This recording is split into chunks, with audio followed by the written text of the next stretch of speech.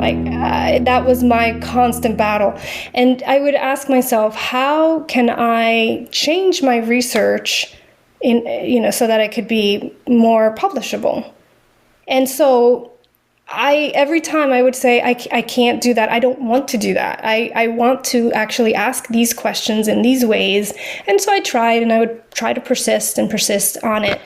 Today, it is far more acceptable.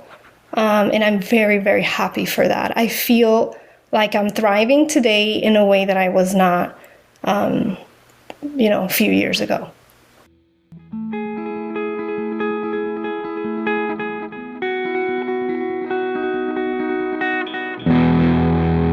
Just heard Jasmine Mena from Bucknell University in Lewisburg, Pennsylvania. My podcast partner, Garth Neufeld, interviewed Jasmine for episode number 151 of Psych Sessions, Conversations About Teaching and Stuff. Stay tuned for so much more. The Psych Sessions podcast is sponsored by STP. That is the Society for the Teaching of Psychology. That's APA Division 2. You can find them at teachpsych.org. The views or product endorsements expressed do not represent the views, support, or endorsements of STP. Psych Sessions is so grateful to have STP as a long-term supporter. You can make an impact with PsychLearn. PsychLearn from the American Psychological Association is a complete all-digital instructional resource for psychology courses. PsychLearn drives deeper engagement than traditional printed textbooks, immersing students in multi-dimensional learning experiences with engaging content for practice and formative assessment. Structured around applied cognitive science, PsychLearn helps students gain confidence in their understanding of foundational concepts and builds toward critical learning outcomes. Research methods, introduction to social psychology, and statistics for the behavioral sciences are now available on the PsychLearn platform, with more content to come. Please visit pl.apa.org/sessions to find out more. That's pl.apa.org/sessions to find out more. The Psych Sessions podcast is brought to you by Macmillan Learning Psychology. Macmillan Learning's Achieve for Psychology, setting a whole new standard for integrating assessments, activities, and analytics into your teaching. One way Achieve does this is by offering exclusive digital activities for each title, created by the author or authors. These immersive activities, each accompanied by assessments, engage students in the very essence of contemporary psychology as they role-play as researcher, work with data, and learn to be critical thinkers. Experience these yourself and tell us what you think. See a preview and get involved at macmillanlearning.com/psych sessions. Macmillan's Achieve for Psychology, engaging every student, supporting every instructor, setting the new standard for teaching and learning. Well, I am so excited to be here today with a colleague of mine, a national colleague, Dr. Jasmine Mena from Bucknell University. It's a university, right? Yes. Okay, good. And Jasmine is an associate professor of psychology. And I do want to ask you about this other part that's on your webpage, which is affiliated faculty in Latin America Studies. And did I say Mena, by the way, or did I say Mina? I believe you said Mena. Okay, good. I believe you did. I mean, my memory is about 5 seconds long. So just before we started recording, I was like, so how do I pronounce your last name again? Anyway, welcome and thank you for doing this, Jasmine. Sure, it's my pleasure and honor to be invited. So thank you so much. Well, we've gotten to know each other again just over the last couple of months on some projects that we'll talk about, but I do want to circle back to your faculty titles in just a moment, but let me just say that you have been this like breath of fresh air to our little STP world, from my perspective and from those kind of who I talk to, the Aaron Richmonds, the Jennifer Thompsons, the Jane Hallinans. You have really ignited and helped us on some projects. We've worked on APA Guidelines 3.0 together. We've worked on a side project for Intro Psych that you gave really valuable feedback on. But maybe you could just tell us. Yeah, well, I know. Yeah, well, you have been. It's been very, very helpful. It's always nice to meet someone. I did not realize that. So thank you so much. I did not realize that was your perception, but happy to be helpful. Well, how did you get involved with us STPers, or this Division 2 group? How did I get involved? I would say that it started with a call for a special issue for the Teaching of Psychology journal. I think that might be a good indication of the start. But I've had an interest and passion in teaching, and for quite some time. It's an important part of my scholarship. And so when I saw this call for a special issue on diversity, equity, and inclusion, and social justice, I put my name forward for it. And I was selected as one of the special issue editors, along with Joaquin Borrego and Delisha Pittman. And so that really got me immersed in what other people are doing. It's interesting to be a reviewer and an editor because you get to learn so much from other people's scholarship. And so that really, I would say, partially started there. And then as I got to know more people in the area and in the field, I've been invited to do different things, right? So the guidelines, the undergraduate psychology guidelines, became involved with that as well. And other things like that. And it's been a community that has welcomed me and has felt very inviting and welcoming. So I'm looking forward to devoting more of my time, energy, scholarship, and building relationships. We're really good at sucking in good people and using them and finding out how they could benefit teaching of psychology. So what's your home division? I would say that I've spent a lot of time with Division 35, right? Society for the Psychological, number of divisions, Psychology of Women. Division 45, right? Society for the Study of Culture, Race, and Ethnicity. Also that National Latinx Psychological Association. Those have been, so in the realm of culture, race, ethnicity, gender. So these societies have been my primary home, and they will continue to be, for sure. But the teaching and learning aspect and bringing all of that other knowledge to the teaching and learning is a great connection. It's a great bridge. And so that's what I'm finding really interesting, how to connect those two. Mm-hmm. Well, I think that's maybe what I'm giving voice to. Not that there are not folks who are not even that aren't experts in kind of DEI issues around teaching in our division. There's lots of expertise out there, and yet some of us, I think, when it comes to DEI, some of the work that you do in other divisions more naturally lend themselves to being proficient at that work. And so teaching of psychology, I think there's been kind of a cry in the last few years, and lots of scholarship actually, for the need for more expertise and more training. I know that just personally, I've, since George Floyd, basically, we have been asked and interested in learning more about DEI work. And personally, I've dived into it, and yet I still feel like I am just in the shallow end. It's just such a big, big topic. And so when somebody comes from another division where that's what they are breathing, it's really, really helpful. So I think that's kind of what I was referring to. Oh, yeah. No, I see your point. And there are many experts in teaching and learning already, for sure, already doing that work. But you said something like you feel like you're in the shallow end. We all have to start somewhere. right? And in some ways, I'm always feeling that way too. In a way, I'm learning and growing and translating, right?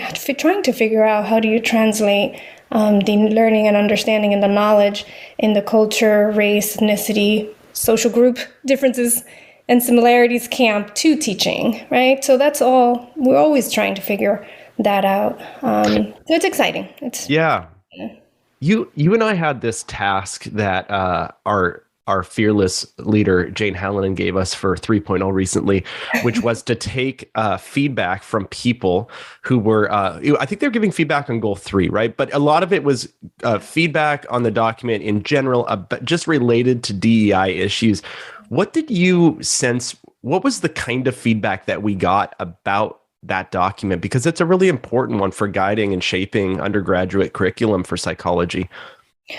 Well, what I remember reading was that many of the people that provided comments, they are committed to issues of diversity, equity, and inclusion, and they want to encourage psychology to address these issues more directly and to embed that work in the curriculum from the outset. And so there was a lot of comments on being explicit about naming the harms, naming terms, racism, heterosexism, and just all of these, this history that psychology has. I mean, for all the good that psychology has done, it's important to acknowledge that past and the involvement in, using the psychological tools for nefarious aims, eugenics, exclusion, etc., right? So commenters wanted to see that reflected in the guiding documents for the field.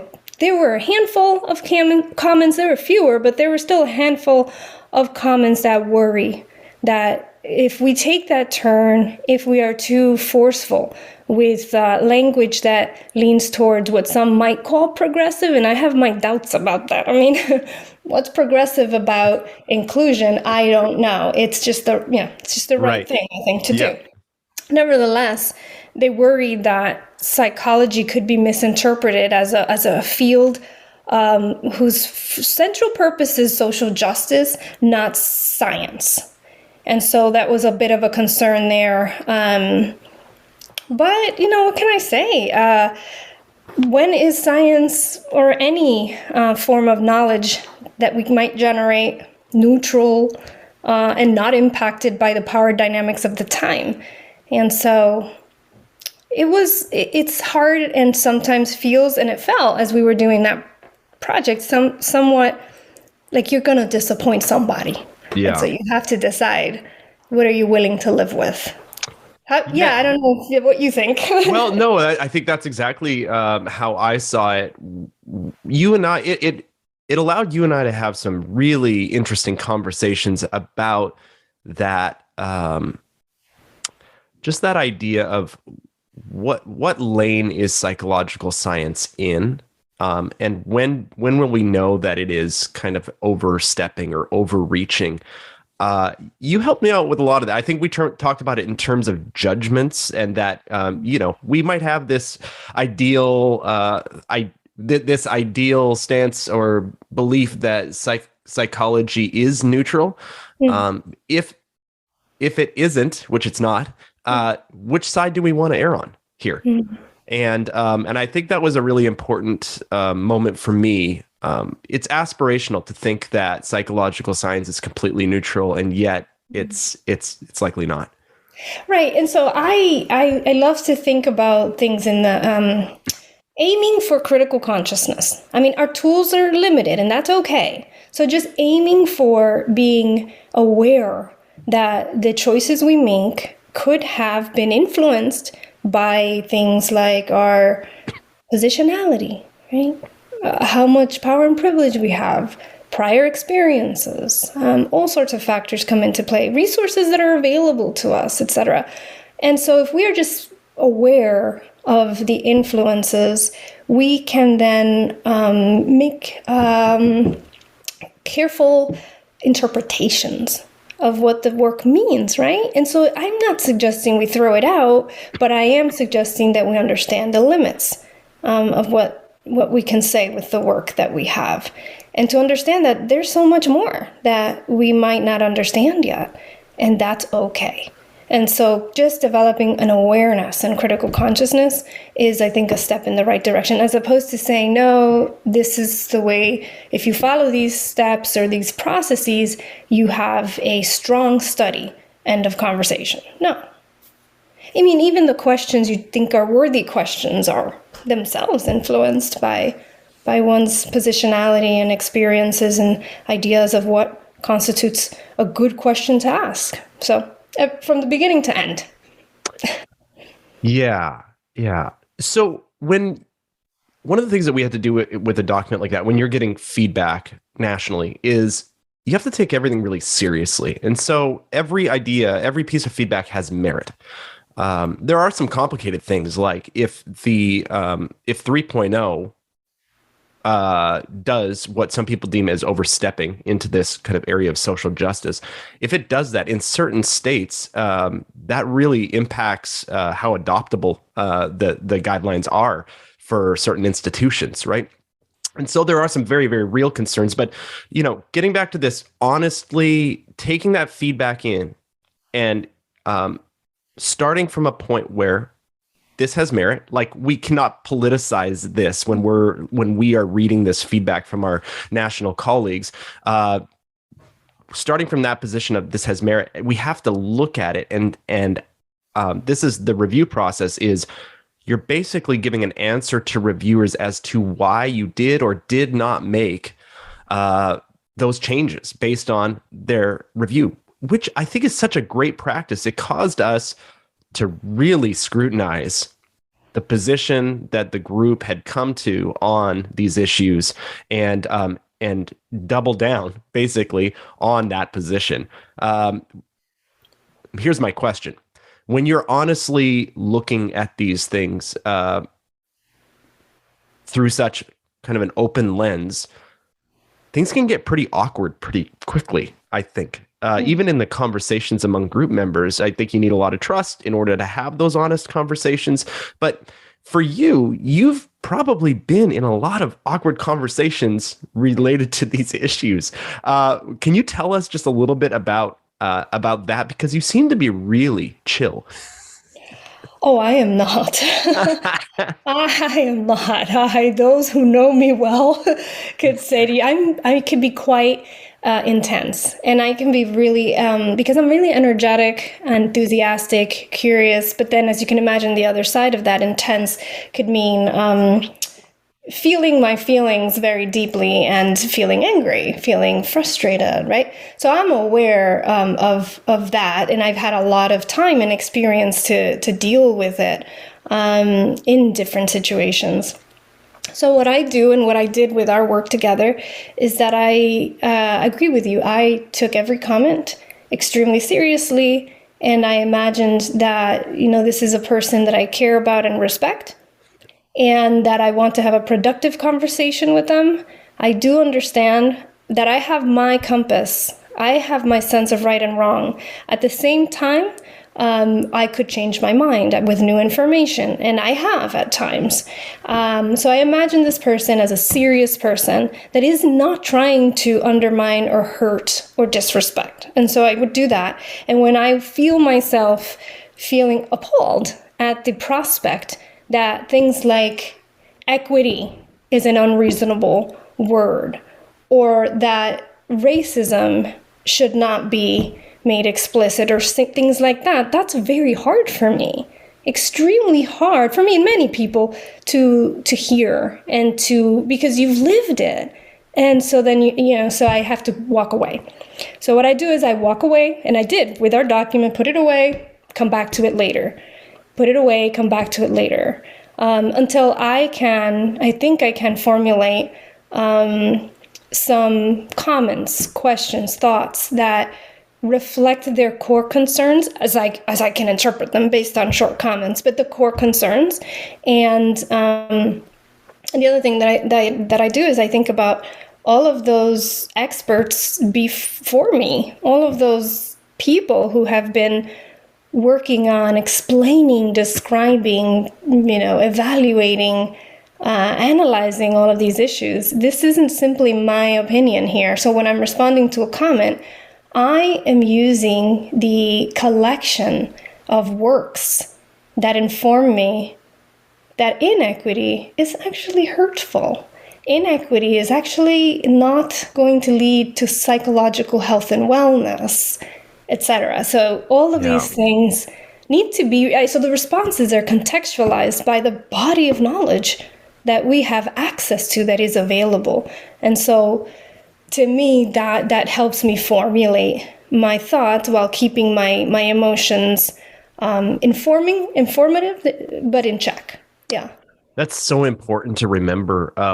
Some folks, their content area is what they are expert in. I mean, we all have a content area or two that we are pretty comfortable with. Perhaps people who are giving this feedback, and we don't know this to be certain, but perhaps some of the people who are giving this feedback are giving feedback in areas that are less informed by the literature and more informed by maybe their local institution or their culture, and it's really hard to separate that, or their perspective of psychological science, which may not include some of these DEI expertise. And so when you bring all that knowledge to the conversation, to those, to those comments on a document, it is really, really important. And we should mention too that you have written a book, co-written a book called Integrating Multiculturalism and Intersectionality into the Psychology Curriculum. So it's actually a teaching book. Can you tell us a little bit about that book? Oh, yes, sure. So my colleague, Kat Quina, and I co-edited the book. So we do have some chapters of our own in there, but we co-edited the book. This is her third edition of this book, my first. So she invited me to collaborate with her on the book, and we did this together. And it's been a real honor to work with her and kind of grow from her wisdom. But in this book, it includes about 54 co-authors, right, across all of the chapters with experience in their areas of expertise, teaching within the field of psychology. And so, as you can imagine, editing these works, learning from these experts, it was amazing. It was an amazing experience to be able to have. We really wanted it to be practical. We really assumed people want to do this. And we tried to provide as many resources as possible for people to implement into their existing courses. So I hope that people do find it as an accessible resource to add to their own teaching. Mm-hmm. Now, if I look at the date on this, 2019, this really precedes, like when you were working on this book, it really precedes the whole movement toward DEI just by date, right? So this is prior to Floyd. This is maybe this is the beginning, or this is the middle of the Trump era. But you were really ahead of the game. Are you feeling like you were set up for such a time as right now, because you were getting into all of this literature before the rest of the teaching world as a whole was really interested in, or maybe knew that there was a deficit here? Well, that's such an interesting question, and I really appreciate your asking that. I really appreciate your discerning and pointing that out. Earlier we were talking about things that get me riled up. Well, this is one of them. And this is one of them because it's not that I was doing research in these areas, it's that many, many other scholars have been, right? We have the Multicultural Guidelines in 2002. Kat Quina was publishing her first edition in 1980. Wow. I think it was, right? These to say that there's an awakening happening around 2020 is it's actually a different phrasing, that some people became aware increasingly around that time, many people were struggling to establish to share this information. This is not new. I mean, decades old. And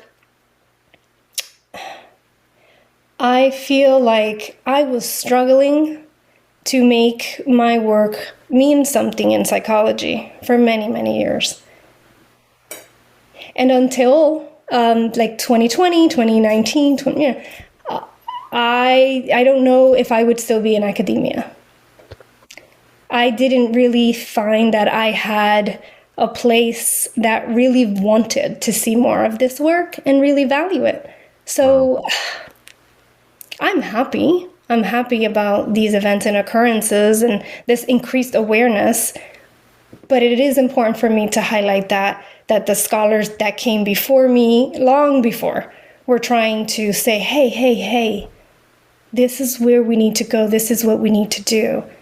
And often we're met with, that is not what we do. That is not psychology. Culture and context are not what we do. And so that's hard, but I'm happy that we can influence the direction of the field, and I feel like it's very important. So what I've always tried to do is to welcome people whenever and wherever they're entering the conversation. But since we're having a one-on-one conversation, I'm telling you how I feel. Yeah. Oh, that's really interesting. It's so bittersweet to see it come. So what was it like prior to, 2019, 2020? What was it like to do this work? You said was it like, were you on a path to like burnout or just not feeling fulfilled, not feeling valued? Is that the path? It was hard to publish. It was hard to get, grants. It was hard to get evaluations that felt like you were doing psychology. You would get comments like, well, you're really doing sociology. Well, I mean, everything psychological is in context. So can we understand how context influences individual psychology? So there is a conversation to be had there, but there was less interest in it. So, my success, I would say, academically has really, before that especially, relied on champions, on people that had confidence and faith in me and wanted to encourage me to do more of the work. There was just a lot of times when I thought to myself, how can I ask this research question in a way that could be more acceptable to psychology? That was my constant battle. And I would ask myself, how can I change my research so that it could be more publishable? And so every time I would say, I can't do that. I don't want to do that. I want to actually ask these questions in these ways. And so I tried, and I would try to persist on it. Today, it is far more acceptable. And I'm very, very happy for that. I feel like I'm thriving today in a way that I was not, a few years ago. Yeah. Do you have these conversations with your colleagues, your way back colleagues from prior to 2019? Do you ever just reflect on what has happened and just the change? Yes. And there's just a range of feelings about it. I mean, we want to have the opportunity to share what we care about and offer the learning. We just wish it had come sooner. Yeah. Yeah. Okay. Yeah, I just need to sit with that for a moment. It's really interesting to think and to remember that this work is decades old. That many of us are late to the game, which is maybe nobody's fault. But it is, I don't know if sad is the right word, but we were missing out for sure in this conversation. Okay. So what else are you passionate about right now? Because I'm going to go back to we're about to ask more about your life, where you came from, growing up, all that stuff. But before we do that, what else are you working on right now that you are excited about? Is there anything that you've got in the hopper right now? Books, articles? Yeah. Yes. I have a number of things happening. If I could, I'd like to tell you about two briefly. Yeah, let's do it. One is my work with a community-based organization in Hazleton, Pennsylvania. So I am really wanting to make sure that I keep my relationship with communities and trying to make sure that our resources in the academy are shared with the community so that we can directly offer our knowledge and supportive resources to create healthy communities. And so we are, I'm collaborating with the Hazleton Integration Project on delivering mental health literacy courses to the community directly, which is really fun to be able to do. So I'm helping them with the program evaluation, and I hope to just continue to work with them. They're a great group of people to work with. So that's one thing. Another thing that I have been thinking about is, so earlier we were talking about the role of the researcher and the researcher's positionality and how that influences psychology or, one's work. So I got this idea and nobody talked me out of it. It's like, come on. So maybe you could be the one to talk me out of it. Let's try. Right? Okay. So I'm starting my year-long sabbatical. And my goal for this year is to write, or at least most of it, a book manuscript that could be an autoethnography of the Latinx psychology literature. And so it's a synthesis of the literature, but incorporating an autoethnographic approach based on my own life and how my perceptions, understanding, and experiences map on or do not map on toward the knowledge base in the area, right? Why am I doing this? But I feel compelled to do this because I really do think that we need to do we need to really point out and find the opportunities to incorporate the psychologist and their positionality into the field, as opposed to this idea that this disembodied field occurred. So it's a callback to what we were talking about earlier, which is psychological science may not be as neutral as we once thought it was, right? So we'll see if that happens, and the book is going to have to tell me what it wants to be. But I'm excited to play with a new methodology, explore, the boundaries of the field, and then my goal is to generate new questions. What might the research in this area want to be asking? So we'll see how it goes. That's fun. That's I fun. shouldn't do it, right? Have you all? Yeah, you shouldn't do it. No. Have you already done a prospectus and all that for this book? And yes, I have. Yeah. Awesome. Yeah, I have. Yeah. Mm-hmm. Okay, so this is happening. Oh, supposedly, yeah. Okay. How do you approach that seems like a really big task, and I don't know that there's a roadmap for it. So how do you approach that? Well, the first thing I'm doing is learning and figuring out my roadmap. So I'm studying on autoethnography as an approach.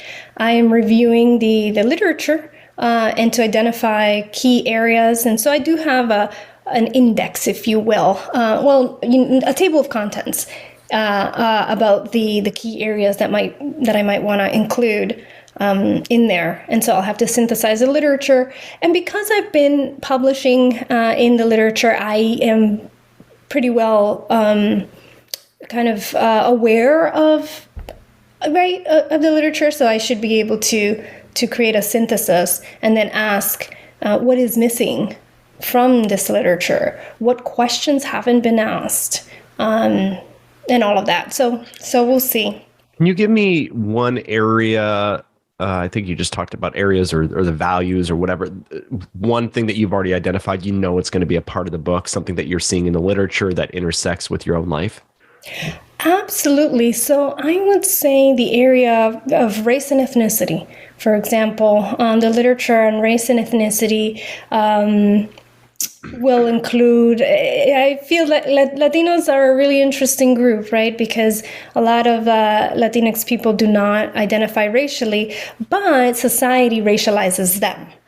And so it's really interesting to consider what happens when, when there's a mismatch, perhaps, between a person's identity and the way they're perceived by society. And so there's some literature on that for sure. Okay, I'm sorry, I cut off. No, please go ahead. Okay. So I just have to stop because this is just when I don't know something, I just ask about it. So how is it that Latinx people do not identify racially? I just don't understand that. Yeah, absolutely. So a lot of Latinx people identify as Hispanic or Latinx, and not necessarily with a race. And so, for example, like I could identify as Dominican, or Dominican as, not Dominican American, or as Latina, and I might not identify myself as Black. And in fact, I did. In fact, that there was a time, where that was certainly my identity growing up, right? But what happens when somebody else perceives you as Black or white or whatever, right? So that has an impact on whether or not you experience discrimination, whether or not you perceive it, whether or not you have internalized racism, right? Whether you have internalized, right?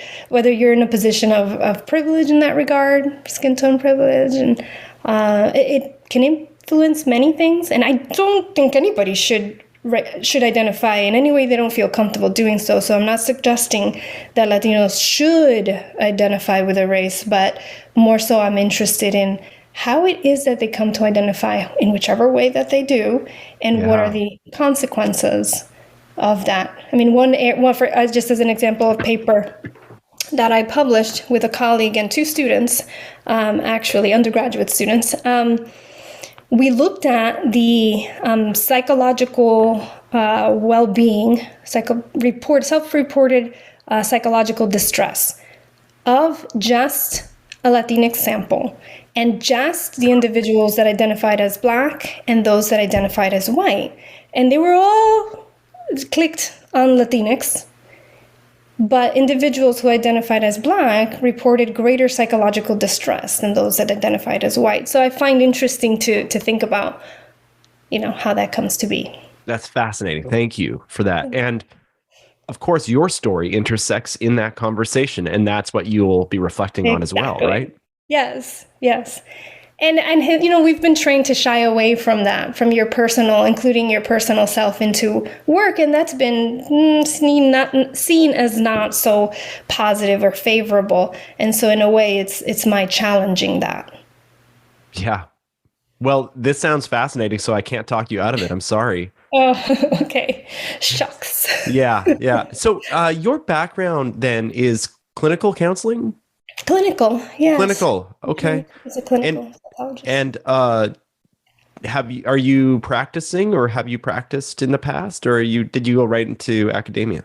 No, I practiced. I was a counselor at a counseling center for 3 years before entering academia. In fact, I never intended to enter academia. I never intended to be a professor. In fact, I had every intention to avoid it. It was not at all of interest to me. So I really very much trained as a clinician and hoping to be one fully, for my career.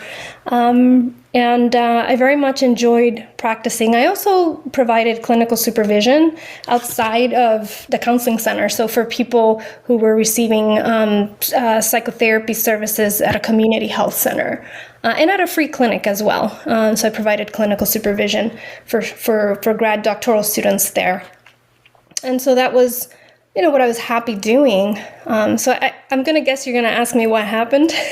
Well, I have a similar story. So what happened to you? Oh, do you? Yeah. Uh-huh. Okay. Yeah. I'd love to know your story. So what happened was that a colleague of mine and friend, Anne Marie Vaccaro, wanted to get my input on this data that she had, because I am a clinician and she's not a clinician, but she really thought it would be important to get this perspective out there in her sample. And so I enjoyed working with her and returning to data analysis. I enjoyed it so much, just the process of being curious and asking questions of the research and then disseminating and sharing it. And I thought to myself, I think I want to do this more. And in my experience, it was really hard to do research as a full-time clinician. I didn't have the time to be able to do both. And then I had an opportunity to apply for a postdoc to tenure track opportunity, right? It was this program where you would do a postdoc, and if it went well, they would retain you for a tenure track position. And so I was like, I can always go back to being a clinician. I was licensed and everything, but let me try this for a year and see what I think, see if I like it. And I did the postdoc and continued. I loved it. Where was the postdoc? It was at the place where I graduated from, at the University of Rhode Island. Yeah. And so you finish your PhD and then you're practicing and then you go back and do the postdoc. Yes, that's correct. Yes, 3 years after the fact. So I did the postdoc, 3 years after the fact of graduation. Yeah, and I loved the different types of activities that I could do as a professor. I just love the variety. You could do this, you could do that. I was still engaged in the clinical work, but I was doing far more research and teaching, and I really enjoyed it. What was your research on then? What was I doing? I was doing different things. I was in that stage of my career where I was trying to figure that out, because I was a clinician and not thinking that I needed to develop a program of research. So if you look at the work that I've done, you'll see I've published in a lot of different areas, from education to, looking at discrimination and smoking cessation, lots of different things, because I was trying to figure it out. So I didn't have a cohesive program of research until a few years in. But certainly health related, like smoking cessation, was a big part of what I was cultivating at the time. Mm-hmm. Yeah, when I hear all those things, I do think that your research has always, and even currently, is really about health and wellness. It's for individuals, and looking at how that intersects with race, ethnicity, all those DEI issues seems to be what you've built off of. I mean, you can tell me if I'm wrong. It's your story. So no, that's true. It feels loose sometimes because there were different areas, knowledge bases to learn and all of that, but they are threaded, just as you described. Yeah, for sure. Yeah. Tell us, where did you grow up?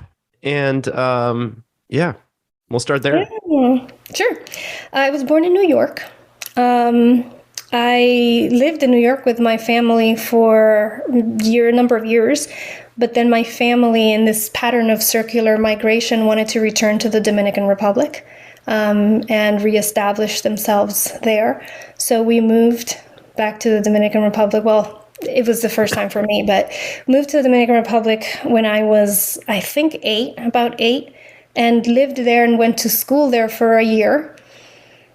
Things weren't going so well economically, the economy there, and perhaps even more things that I may not even understand. And so we returned back to the United States for a year. But then we did it again, back another year to the Dominican Republic. What brings is your family from the Dominican Republic originally? Yes, absolutely. Okay. Yes. So is it community that brings folks back and forth? Is it kind of just like family that is still over there and they want to go be back with them? Yes, but I think that it was a realization that my parents didn't have opportunities, the opportunities that they were hoping for in the Dominican Republic, but they very much wanted to be there. And so they were trying to figure out how to make it work and be able to raise a family and have the opportunities that they were hoping for their kids there. You know, they did what they could. They did what they could. They were trying. It was interesting as a kid to go back and forth. Kids are really adaptable, so I think I was perfectly fine with it. It was interesting. I don't remember objecting or anything like that. But it did result in me having some difficulties around progressing academically. So I had to repeat the third grade. I was retained because when we came back to the United States, I had just lost some of the English reading comprehension skills and all of that. So that was an interesting transition. So your first language was? My first language was Spanish, right? Because we learned to speak the language of the people around us. But English is my dominant language now. Okay. So because most of my education has been in English, and so Spanish is, I get a little shy if I have to speak for long periods of time in Spanish. Yeah. I'm a little rusty. Yeah. What was it like growing up in New York? Were you in the city? I was in Queens. You were in Queens. I was born in Manhattan, Harlem, lived a little bit of time in the Bronx, but I don't remember any of that. Okay. And so what I remember most clearly is living in Queens. All right. And how is Queens different than, moving back to the Dominican? Well, the thing I missed the most was sometimes I missed my cereal. I missed my cereal, my morning cereal. Like, I'm not kidding. It was like cornflakes. It was very expensive to buy Kellogg's in the Dominican Republic at the time for my parents. And so it's silly, but those are the things that I remember. But I remember spending far more time outside in the Dominican Republic. I remember that my allergies went away, and I was very happy about that. I have allergies and asthma, and I never had an issue when I was in the Dominican Republic. I remember not watching much TV when I was in the Dominican Republic. Those are the things that stand out for me. In Queens, watching much more TV, spending more time indoors. Yeah. Less freedom, if you will, to just like roam, your community. That was the case for me. More restricted, I would say, in Queens. Mm-hmm. Yeah. So your family moves back. So 8 years old, you go to the Dominican, then you come back a year later? Mm-hmm. Yep. And then you go back? That's correct. Mm-hmm. So what year are we at now? How old are you? So when we came back and stayed, I was 10. Yeah. Okay. Came back and stayed. Okay. I was 10. We were living with my aunt and uncle and my cousins in Queens. They helped us out because we didn't have any place to go. And at that point, my mother was by herself with 3 kids. And she realized I was just coming along for the ride. But she realized that raising 3 kids as a single mom in New York was not going to be sustainable. And so my aunt, who was living in Providence, Rhode Island, just informed her of like, why don't you consider visiting Providence, Rhode Island? It was less expensive, and so perhaps more viable for her to be able to raise us there. And that was the case. So we moved to Providence, Rhode Island when I was like 11. I think I turned 11 there. And it was just more affordable for her. And I feel like was a big positive move for my family and for me. We weren't moving anymore. I didn't move from Rhode Island until I finished grad school. So right. I settled there, and everything kind of became predictable, calm, and then I was able to focus on learning, growing, and just peace. Yeah. What kind of education did your folks have, or your extended family? Yeah, sure. So My father graduated from high school in the Dominican Republic. My mother was pulled out of school in the 6th grade. She was pulled out. The only explanation that she has given me is that they needed her, what her mother said to her is that they needed her uniforms for her younger sister. So she was pulled out of school in the 6th grade, and she loved school. She said she wanted to be a doctor. And so she did not get any more schooling until she completed her GED in her 50s in the United States. Yeah. So she completed her GED, and then she proceeded to get an early childhood education associate's degree. And she was a teacher, preschool teacher, until she retired. She was a YMCA, very devoted, dedicated, very loving and hardworking teacher. So that's, it was amazing to me because she really imparted some amazing lessons. She said to me, even though obviously neither of my parents could help me navigate schooling, she would say to me, get an education. You need to have your own money. You need to have your own income. You need to be independent. You cannot rely on a man. Well, yeah. She was basically, and I guess it was just her own challenges, her hardships. Yeah. And she wanted to make sure that I would have the freedom to make life choices without feeling financially dependent on anybody, any person. Yeah. Do you have siblings as well? I do. I have an older brother and a younger brother as well. My older brother, he's 4 years older. My younger brother is 10 years younger. Yeah. Wow. Okay. So you kind of lit up when you were talking about, I could just tell you're so proud of your mom and her, what she did to become this preschool teacher, but particularly that word teacher kind of lit you up a little bit. She must love being a teacher, or there's something that you admire about the way that she does that. I don't know. Actually, I didn't realize that happened, that you observed that. Yeah, enthusiasm. My observation may not be true. I love teaching too. Yeah, no, right. I love teaching too. Well, I have a deep value for education. And one of the explanations my mother gave for leaving the Dominican Republic as the last straw in her circumstances was that she wanted to give us an opportunity to have a better education. And so this concept of education has been running through my entire life. So her saying that she's moving and becoming a single parent in part to advance our education. Then to tell me to get an education so I can be independent, and getting an education herself. I saw how hard she worked. English was not her first language, and learning in this way in the evenings after work, going to these classes was not easy, but she persevered. So I admired that. And now I just, even with my own daughter, right? I mean, I feel like there's no place more important than her place of learning.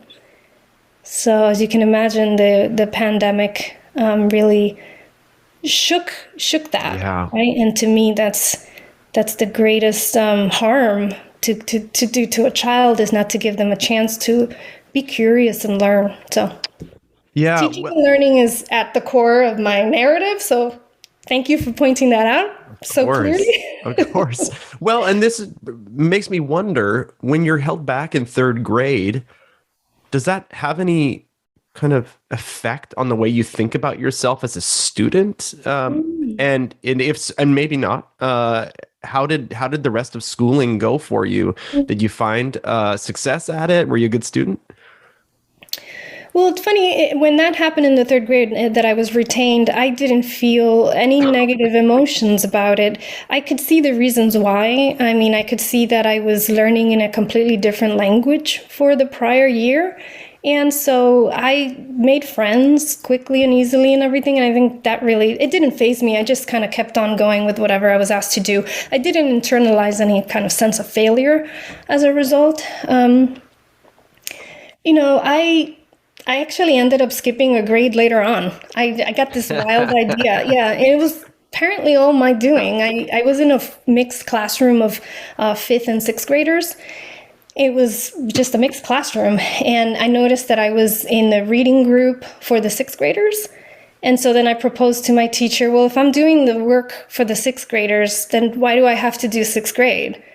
And then they actually took me seriously. And my mother never met my teacher, so they didn't have a conversation about it. This was all me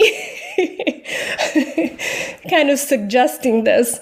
And they did it. They allowed me to skip the sixth grade, and I went from fifth to seventh. And I don't know. I could say that I wasn't always deeply connected to schooling, but I did love learning. And there's a difference. There's a difference. Schooling, where you're just asked to comply and follow through and be disciplined, etc. I had no problem doing it. I could do it, but that wasn't exciting.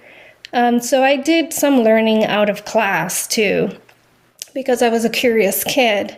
So reading books that weren't assigned to me and things like that.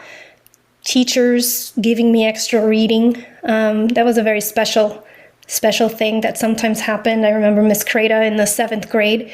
She went into the 8th grade cabinet to get a book for me. And I was like, ooh, I'm getting a special book. So, it felt like special treatment. And I really devoured, gave it back to her, would get another one. And so that was outside of the curriculum. I didn't see that as special or anything. It was just, I was curious. Yeah. So at fifth grade, you start to embody this love of education and independence and advocacy for yourself. And now you're pulling 8th grade books off the shelf. This is great. I mean, what we're seeing is like this building this self-efficacy with regards to education. And so you had teachers obviously who impacted you along the way, like this one. Do any teachers stick out to you in like your primary or secondary education? Yeah, sure. Miss Pompey was that teacher in the 5th, 6th classroom. She actually gave me the time of day. She actually took my wild idea seriously, and we maintained in contact for years after I graduated 5th, 6th grade. And like I said, Miss Creta in middle school, she was impactful because she saw me. And she saw what I seemed to need and was ready with a book. And in high school, there were a number of teachers that stood out, but I would say Miss Needs was a teacher that she wasn't warm. She wasn't warm by any definition, but she had high standards. And then I didn't think I could meet those standards. And certainly I graduated I passed her English class with a C. But it was actually a hard-earned C. And I actually felt like, wow, I didn't think I could do all that she was asking. So that was memorable. Yeah. And certainly the guidance counselor, Mr. Toro, he came to my rescue, I would have to say, when I didn't complete my FAFSA. I just didn't complete my FAFSA form because it was too complicated. Nobody could help me. And I literally thought to myself, I was 17, and I thought to myself, if it's really that important, somebody should, they would have said so. So it can't possibly be that important. So it was a paper form at the time. So I stuck it in a book, put it in my bookcase, and forgot about it. And then I certainly couldn't afford college. So I was almost like not going to go because I had no options. And he very quickly started to make phone calls, started to call, and that's how I ended up at Rhode Island College, because he spoke to someone there and they were willing to, I don't know how they did it, but they figured out a late FAFSA or something. And then I was able to go to college. But I remember leaving Rhode Island College after my appointment for the guidance or something, some counseling appointment, and realizing that I had to come up with thousands of dollars to attend, or else I wouldn't go. Yeah, so I was like, I guess I'm not going. So that guidance counselor really bridged high school to college. Yeah. And so even though I was curious and wanted to learn, I had no skills to navigate that system. Yeah. The challenge of being first generation college student, which I share, which is you don't know what you don't know until it hurts you in some way and or delays you or is a barrier for you. So that's great. Tell us about Rhode Island College. Was this in your hometown then where you were living? Yes, it was in my hometown. This was the program I started in was called the Preparatory Enrollment Program. It's a program for students that would be considered at risk in some ways of risk of dropping out. And, I think given just the family income, first generation, and a range of issues like that, made me eligible for that program. What helped about that experience, it was a great program because I had a home base. I didn't feel like I was a student without connections somewhere. So when I had either a problem or good news to share, I would go right into the preparatory enrollment office and say, hey, this is what happened. This is, and so it was very helpful to helping me stay connected, stay engaged in college. And I had some great professors there who were passionate about teaching and about their areas because it's a teaching focused institution. Of course, they have their scholarship and all of that, but a lot of the professors that are there because they really love teaching, and it shows. Yeah. How did you become a psych major? I flailed a little bit. I was unsure of it. I didn't come to it immediately. My first major was theater. I was a theater major. I had an amazing experience in high school, and I thought that would be repeated in college through my major as a theater major, and that wasn't the case. It wasn't quite for me. It was the group in high school that I was highly connected with, not necessarily the performance aspect of it. So then I changed my major. I tell students this story because I don't want them to feel bad if they don't know what they should major in, right? Yeah. Communications major, because I love the stories and how to communicate them, right? So then I realized that it was lacking something. And for me, the human connection, the well-being, the quality of life aspect of things, I felt like I can do in psychology. So I could have the narrative, the storytelling, the communication aspects, which are very strong in psychology, plus that social connection part, right? And how it leads to well-being. So it was nearly in my junior year that it hit me. I was like, it feels so obvious. Of course I'm a psychology major. And I just really threw myself into it and never looked back. It was the best decision for me. Yeah, it was obvious. It was like a thunderbolt. Yeah. And so you go into you get your degree, your bachelor's degree, and you think there's more in psychology for me, or at that point you aim for the clinical degree, or what was your master's in? I didn't complete a separate master's. I did it in the same program. Okay. So it was in psychology. I decided to take a year off because I changed my major so late in my career as an undergraduate student that I felt like I needed more experience. I was going to apply to graduate school right away, and I changed my mind. I just decided not to submit the applications, and it was just too stressful that senior year. And so what I did is I secured a position as a research assistant at Rhode Island Hospital. And so I worked full-time for a year of getting more research experience, planning my application process, and then pursuing it afterwards. And so that's and did you figure all this out by yourself, or was there somebody who kind of helped navigate that path to graduate school? Unfortunately, no. I did not have anybody guiding me at that point. At that point, they were nice professors, but I didn't develop, close one-on-one relationships with them. I did a semester of research with one professor at Rhode Island College. I never met my assigned advisor just because it wasn't required that you attend, and I never went. And so it hurt me, but I didn't know that was going to cost me, right? So I did what I thought you would do. I looked up a few things and started sending applications. My application materials were so poor. when I think back on it, it's like, oh, child. Yeah. Sweet child. Yeah. So I just kind of fumbled along and did my best with it. I'm really glad that so much information is now available to our students. And I think that's impacted my approach to mentorship. I just really provide my students with as much information as they can handle. I look at them and I see, I try not to overload them, but like, okay, at this point, what might be the most valuable information that they need right now? And so I try to provide that. Well, let's end with this, because I think it would be interesting to kind of jump forward to your position right now. Who are the students that you teach, and what courses are you teaching, or are you passionate about teaching right now? Yeah.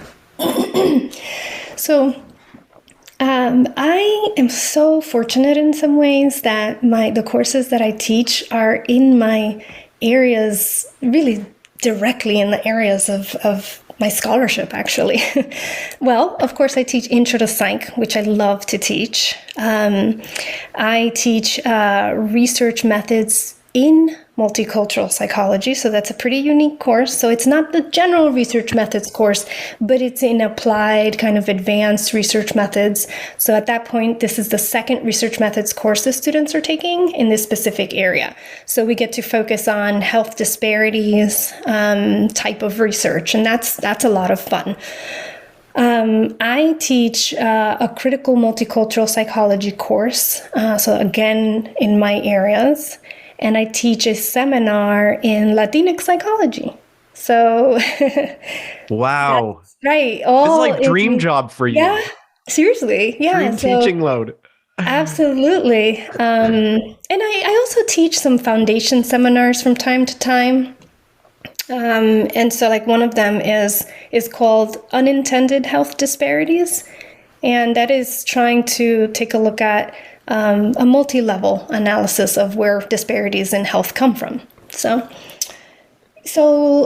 my students, we have a really tiny teacher to student ratio. It's like 9-1. But of course, the class sizes vary. So like intro is 35 students, and then my research methods and seminar are 12 students, right? Wow. So you really get to know the students quite well. I work closely with a range of students. Some students, for example, might be really, let's say, well off, right? Some students, right? Other students are really not, and are there and are sometimes struggling with that environment. Because for some students coming from, say, like Boston or Chicago, and then they come to central Pennsylvania, which is quite rural. All right, it could be somewhat challenging. So there is this bimodal distribution of students who have a lot of wealth and students who really are struggling. Their family income is quite low. So I see a range. Mm-hmm. Did the Bucknell job, did it occur to you when you were applying that this was going to be the place where you could do all these things, or did that just happen? Maybe talk to us just a little bit about how that job came about for you. Sure. Well, that I didn't know how much flexibility, for example, I would have. But early on in our conversations, that when we were thinking about the types of courses that I would be most excited to teach, they were excited about them too. And so at that point, that became a real strength of being able to be at Bucknell and being able to teach at Bucknell. One of the challenges that I confronted and had to deal with before accepting the position here was the private-public situation. Do I want to be in a public school that many more kind of, working class, students might be able to access education there, or, because there are a lot of students that, to be able to come to Bucknell, it's an expensive tuition, right? So I had to struggle with that.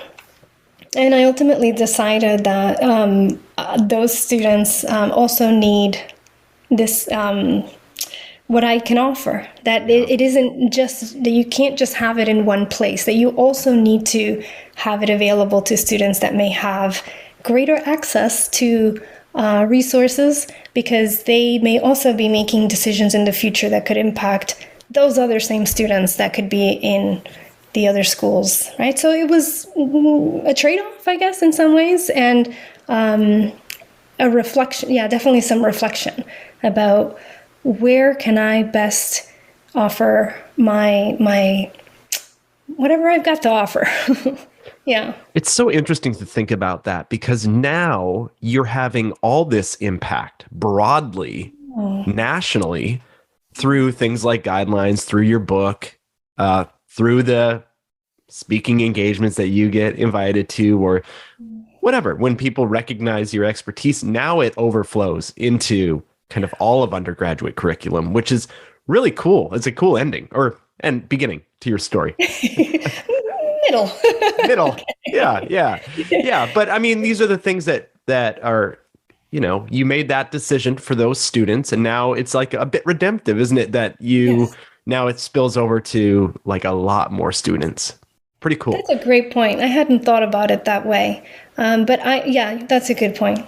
I've been able to grow and develop and have been supported. I have great colleagues that have supported my, development in those ways, and have allowed me to have made room for me to be able to grow in this area. And now I am now sharing it more broadly with others. That is so true. Thank you. How many years have you been at Bucknell now? 6 years. And that's why you're up for sabbatical. Yes, that's right. Yeah. That's correct. You and I both. So this is, yeah. Well, hey, I want to thank you so much for taking this time to share a little bit of your story and your expertise with us. I just want to say that it has been so nice to be able to get to know you over these last couple months. And I am personally looking forward to your contribution to teaching of psychology. No pressure. You do what you want. But I know that whatever you do is going to be really valuable to our community. And so that excites me. Oh, thank you so much. It's been such a pleasure talking with you and getting to know you. I look forward to continuing to develop our relationship. Thank you so much. We have been talking with Dr. Jasmine Mena from Bucknell University. Thanks again. Thank you.